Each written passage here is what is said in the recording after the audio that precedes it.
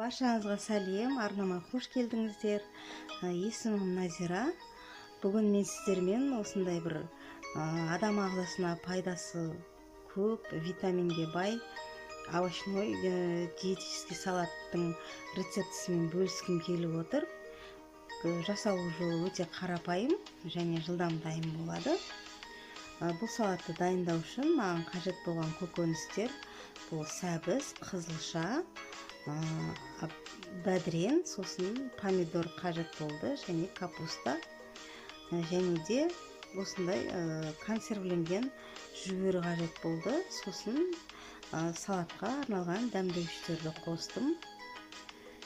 Енді осы көкөністерімнің бәрін мен соломка етіп бүкілін турап дайындап аламын. Достар, каналыма тіркелмеген болсаңыз, каналыма тіркеліп, достарыңызбен бөлісіп, лайк басуды ұмытып кетпеңіздер. Қазақ контентінің дамуына үлес қосып қойсаңыздар, үлкен алғысымды айтамын. Мінекей, мен турап бәрін дайындап алдым. Енді осы турап дайындап қойған көкөністерімді бәрін үлкен бір ыдысқа саламын. Осы видеоға байланысты ой пікірлеріңізді комментарий бөлімінде қалдырып қойсаңыздар болады. Бүкіл осылай үлкен ыдысқа салып алып, үстіне жаңағы дәмдеуіштерімді қосып, жақсылап тұрып араластырамын. Бұл салаттың адам ағзасына пайдасы өте зор. Достарыңызбен міндетті түрде бөлісіп қойыңыз. Осы салатты менімен бірге осылай жасап көрсеңіз болады, өте дәмді. Неке дәмдеуіш, бір шай қасық салатқа арналған дәмдеуіш, бір шай қасық базилик қостым, тұз, және де бір жарты шай қасық қара бұрыш.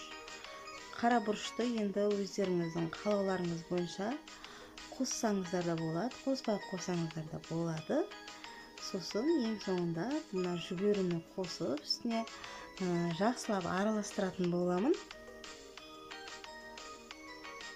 Менен болашақта, алдағы уақытта тағы қандай видео рецепттер күтесіздер, соны комментарий бөлімінде жазып қойсаңыздар қатты қуанып қалар едім. Және де менің рецептімді қай қаладан көріп отырсыздар, соны да жазып қойсаңыздар. Мінекей, мен салатым дайын болды, өте керемет. Асыңыз дәмді болсын. Видеомды соңына дейін қарағаныңыз үшін сізге көп рахмет. Арнамда кездескенше аман сау болыңыз.